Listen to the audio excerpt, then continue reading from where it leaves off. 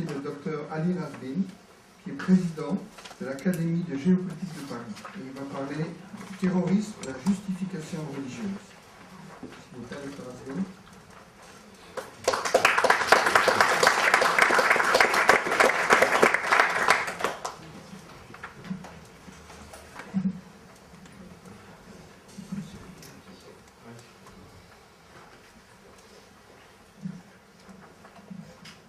Monsieur le Président, Mesdames et Messieurs, je vous remercie de m'avoir autorisé d'exprimer mes points de vue sur la situation actuelle, surtout sur le sujet qu'on doit traiter, sur le terrorisme, la justification religieuse.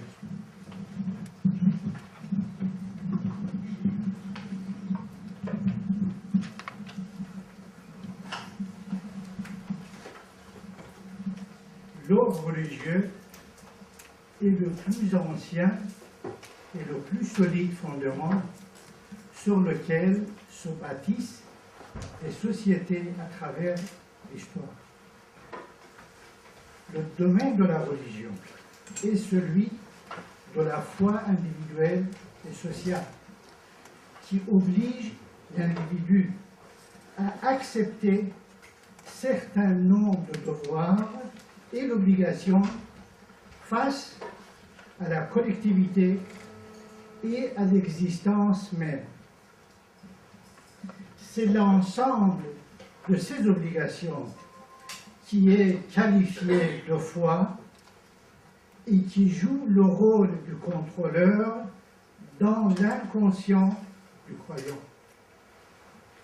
La religion possède un caractère politique pouvant orienter le destin d'une ou de plusieurs sociétés et même régions.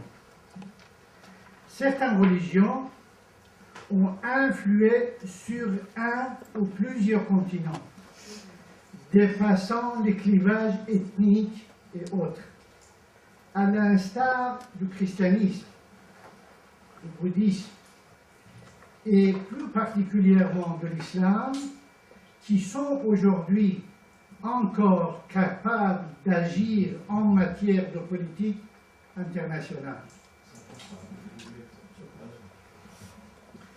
L'islam, qui 6 siècles après le christianisme, a été à l'origine du nouveau bouleversement, a été intimement lié à la politique.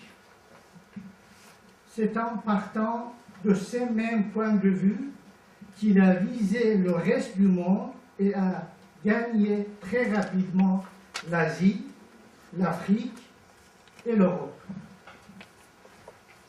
L'Empire ottoman est l'aboutissement de la période des guerres tribales et religieuses dans l'histoire moderne. Aujourd'hui, les pays musulmans tentent de jouer un rôle important dans la géopolitique mondiale et pour ce faire, ils se sont réunis dans la conférence des pays islamiques. Leur objectif consiste à établir un lien entre le nationalisme et la religion.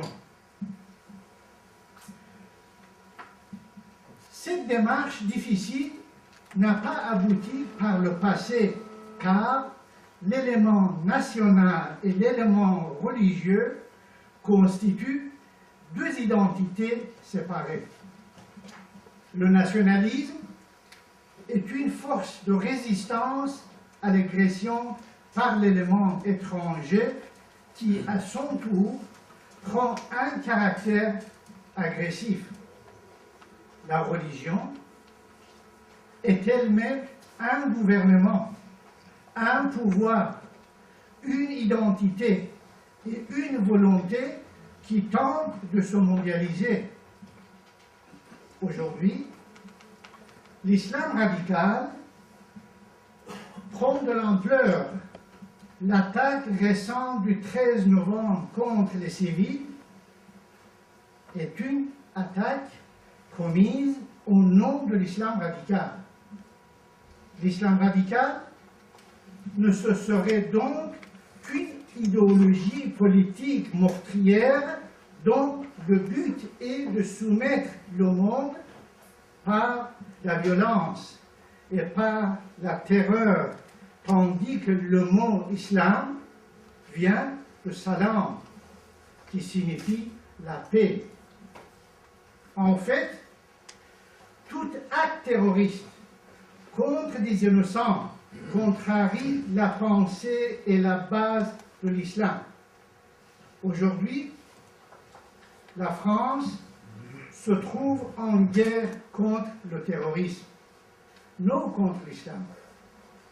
Le terrorisme n'a ni religion, ni foi, ni conscience. Il constitue un danger pour tous. C'est pourquoi la France n'est pas seule dans ce combat. En fait, le Moyen-Orient a connu ces dernières années une série d'événements qui ont favorisé la prolifération des mouvements terroristes. La révolution iranienne de 1979,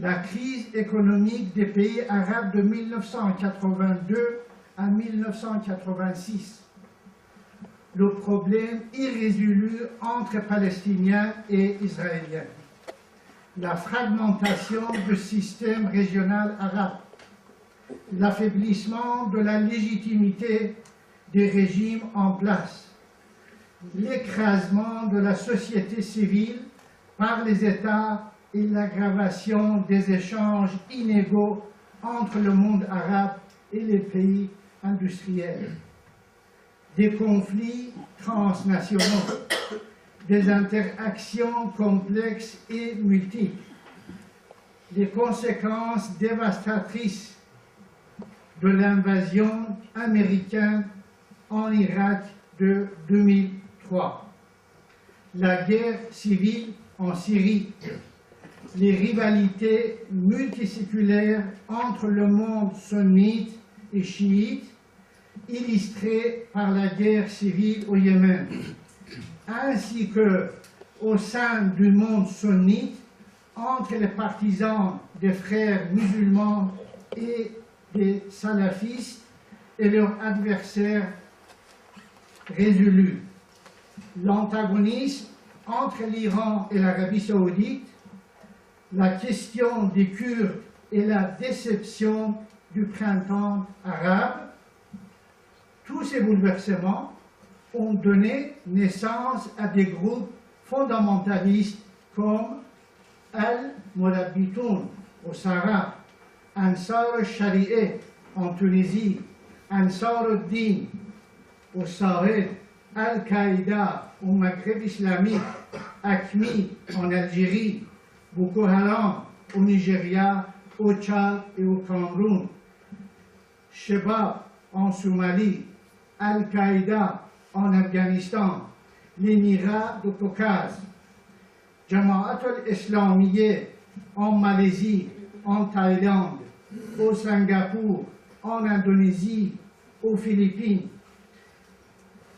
Lashkar-e-Toaba, bataillon de Toaba au Pakistan, le mouvement islamique Uzbékistan s'étendant dans l'Asie centrale entre la mer Caspienne et Xinjiang dans l'ouest de la Chine, et même les actions terroristes au Pakistan, au Tadjikistan et au Kirghizistan, le mouvement islamique de Turkménistan oriental, les talibans en Afghanistan, Al-Qaïda dans la péninsule arabique, est un groupe extrémiste au Yémen, de la fusion des branches saoudiennes et yéménites d'Al-Qaïda, Ansar al-Bayt al-Muqaddas, les partisans de Jérusalem, le Front al-Muslim, branche Al-Qaïda en Syrie et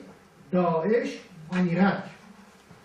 Daesh pourrait compter environ 50 000 combattants originaires de plus de 80 pays et dispose d'armes sophistiquées, probablement américaines, récupérées à Mossoul. 60 000 armes individuelles, 50 chars lourds, 150 blindés légers et du matériel anti-char. Il pourrait avoir commis en Irak les crimes internationaux et les plus graves comme crimes de guerre, crimes contre l'humanité et génocide. Ces crimes pourraient être jugés par la Cour pénale internationale. En outre, la politique étrangère de certains pays, comme celle de l'Arabie saoudite, du Qatar et de la Turquie, ont favorisé la naissance et le développement de ces groupes extrémistes. En effet, le Qatar et l'Arabie saoudite ont fortement financé et alimenté l'armement des extrémistes de Syrie, ouvrant la voie à l'émergence de Daesh. La Turquie aussi soutient Daesh en permettant de transiter par les territoires de l'argent, de l'armement, des groupements terroristes vers les territoires occupés par Daesh. D'ailleurs, Ankara envoie à ce groupe des armes, soigne ses blessés, héberge ses combattants et ferme les yeux sur les trafics illégaux, comme le pétrole. L'ensemble de ces rivalités et de ce conflit est compliqué par le jeu de ces États qui font du Proche et Moyen-Orient une poudrière dont les effets sont déjà ravageurs et menacent directement la France et l'Europe, jusqu'à mettre en péril la paix dans le monde. C'est la conclusion. Pour désamorcer cette situation, il faudrait rechercher une solution politique à la guerre civile imposée en Syrie, alors qu'une solution militaire semble impossible. La France aurait tout avantage à rétablir ses relations diplomatiques avec Damas dans l'intérêt de sa lutte contre le terrorisme et de son action humanitaire et doit éviter de tomber dans le suivisme des Américains unis dans la région. Il est plus qu'indispensable que la France retrouve une politique étrangère indépendante du camp européen et prend en compte l'ensemble de ces éléments géostratégiques en harmonie à ses intérêts. Il est temps de créer une dynamique internationale visant à revaloriser les Nations Unies, renforcer ses organes, rectifier la composition du Conseil de sécurité, confier un rôle actif aux nouveaux membres en son sein, insister sur les décisions et les résolutions de l'Assemblée générale et préparer ainsi le terrain à l'émergence d'une vision fédérative mondiale où le terrorisme n'aura plus sa place. Je vous remercie.